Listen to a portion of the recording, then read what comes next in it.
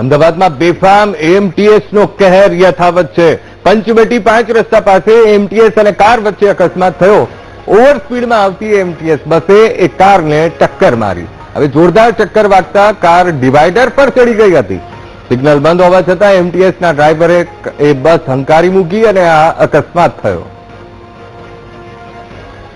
અમદાવાદ શહેરમાં એએમટીએસની બસો બેફામ રીતે દોડતી હોય છે અને અકસ્માતોની વણઝાર કરતી હોય છે। ત્યારે આજે વહેલી સવારે 7:30 વાગ્યાની આસપાસ અમદાવાદના પંચવટી 5 રસ્તા ઉપર બેફામ રીતે દોડતી બસે અકસ્માત સર્જ્યો છે। તમે જે રીતના દ્રશ્યો જોઈ રહ્યા છો કે એક ગાડી ચાલક કે જે શાંતિથી 4 રસ્તા ક્રોસ કરી રહ્યા હતા તેને આ જે એએમટીએસ બસ છે તેને સીધી ટક્કર મારી હતી અને ઘસડીને છેક ડિવાઈડર સુધી ગાડીને લઈ જવામાં આવી હતી। અંદર 2 લોકો સવાર હતા। સદભાગ્યે કોઈ જાનહાનિ થઈ નથી, પરંતુ વાત કરવામાં આવે તો અમદાવાદ મ્યુનિસિપલ કોર્પોરેશન દ્વારા સંચાલિત એએમટીએસની અને બસના ડ્રાઈવરોની અનેક વખત ટ્રેનિંગ આપી હોવા છતાં પણ વારંવાર અકસ્માત સર્જાય છે।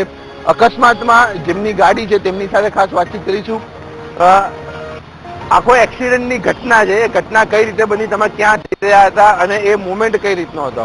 હું લગભગ સવારે 7:15 પરિમલ ગાર્ડનથી આપણે ગુલબાઈ ટેકરા તરફ જઈ રહ્યો હતો અને આ જે એએમટીએસની બસ હતી એ જીમખાનાથી આપણે જે રસ્તો આવે છે સીજી રોડનો સેન્ટ્રલ મોલ જતો, ત્યાંથી બસ આવી રહી હતી ને એ બેફામ સ્પીડ ઉપર આવી રહી હતી અને ડ્રાઈવરે જોયા વગર મારા ગાડીના ડ્રાઈવર સાઈડના તરફે આખી બસ નાખી દીધી અને ઉતર્યા પછી એ મને જેમ તેમ બોલવા પણ લાગ્યો।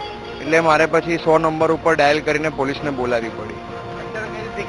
કામગીરી થઈ રહી છે અત્યારે આ નવરાત્રીના કારણે જે સ્ટાફ બદલાય છે સવારના પોરમાં 8 વાગ્યાની આજુબાજુ, એટલે પોલીસને આવતા થોડી વાર થઈ રહી છે, પણ બધા આવી ગયા છે અને બધી ઇન્વેસ્ટિગેશન હમણાં ચાલુ થશે થોડીક વાર।